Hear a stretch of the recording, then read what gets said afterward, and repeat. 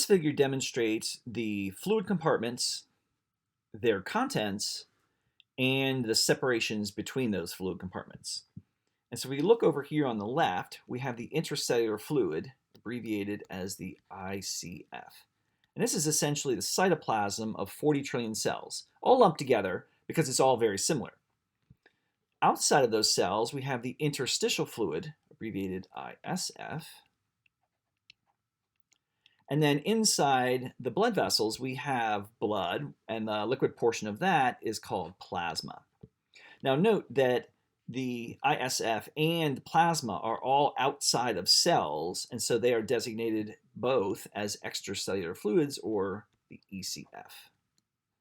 Now it might help if we draw a little bit more of an anatomical version of this, where if we blow up a picture of any particular tissue, we would find the cells surrounded by, in most tissues, capillaries, shown here.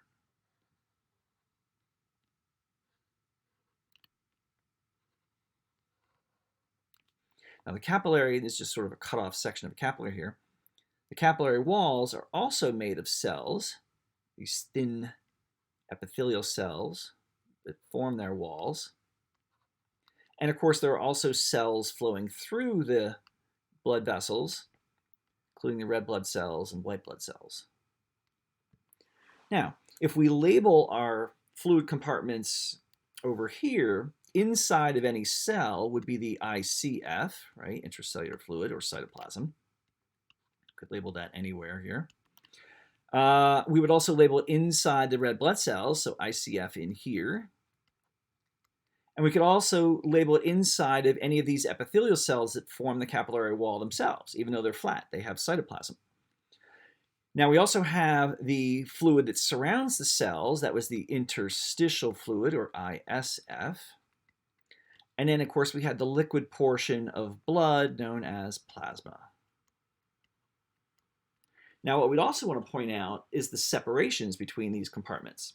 Right? And so if we look, the separation between the ICF and the ISF is actually the cell membrane. If we look at the separation between the ISF and the plasma, we can see that it is the capillary wall. Right? If we come back over to our bar graph, we can see that the ICF and the ISF, two adjacent fluid compartments, may have some very similar components, but they differ dramatically in their concentrations.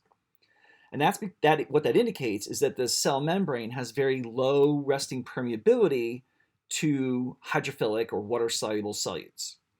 Now, we do have differences here, and how are they initiated or generated in the first place? And what that brings us to is the presence of key membrane proteins. Right? One that we'll point out would move sodium and potassium in the direction shown here, right? The sodium-potassium pump moves those solutes, sodium out and potassium in, generating these differences in the concentrations. And so on and so forth. For a multitude of other transport proteins and channels and things like that, we get this difference between inside and outside the cells. And that's important for the stability of cellular proteins as well as energetics, right? Cells utilize gradients to do work. Now, if you look at the difference between the ISF and the plasma, we will see that there's a dramatic similarity, right?